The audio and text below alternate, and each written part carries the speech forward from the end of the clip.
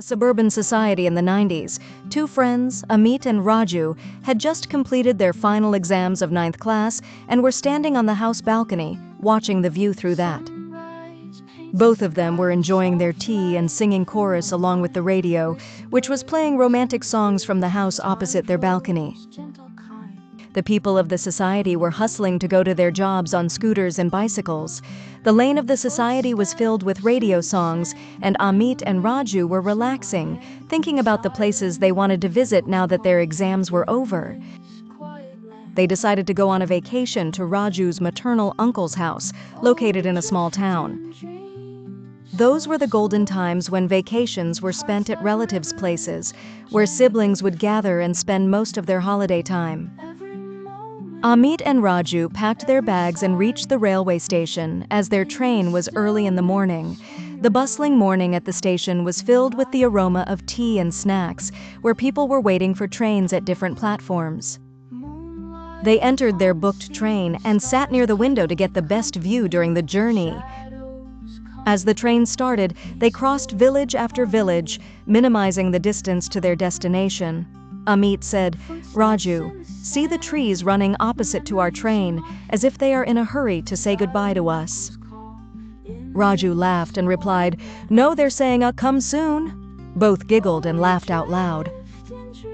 They reached the small town and arrived at Raju's maternal uncle's house, which was near a forest.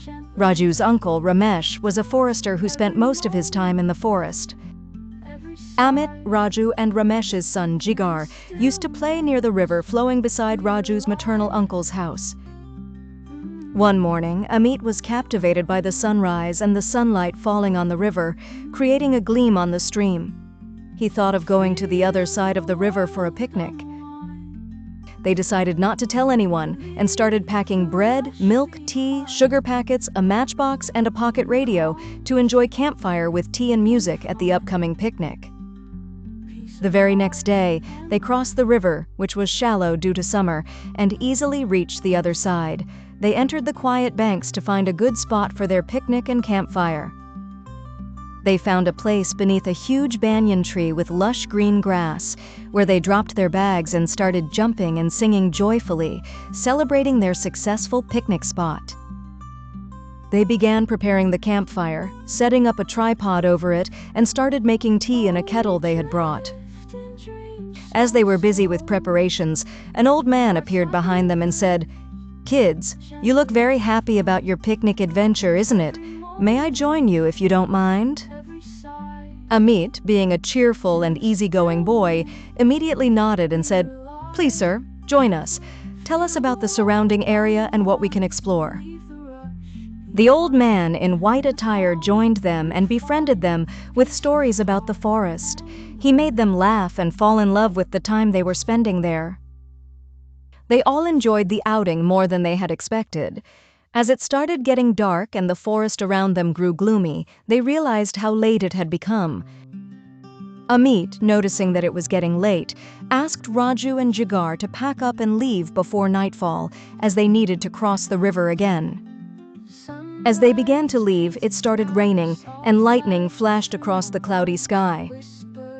The old man said, "Boys, my brave boys, don't worry. I know this forest and river very well. I will come with you to ensure you reach home safely. You start walking back now. I'll follow behind to see the way." They packed everything and began their journey back. The weather worsened with rain, but they crossed the river and reached home before nightfall. As they neared their house, they heard the old man's voice fading away like the wind. He had vanished. They called out, "Sir, where are you?" But he was gone, as if swallowed by the forest. They reached their home, took showers, and sat down for dinner with Uncle Ramesh. After dinner, Uncle Ramesh was cleaning photographs with a duster, one by one. Amit asked, "Uncle, what are these photos?" Uncle Ramesh replied, "This one is my father and that one is my grandfather."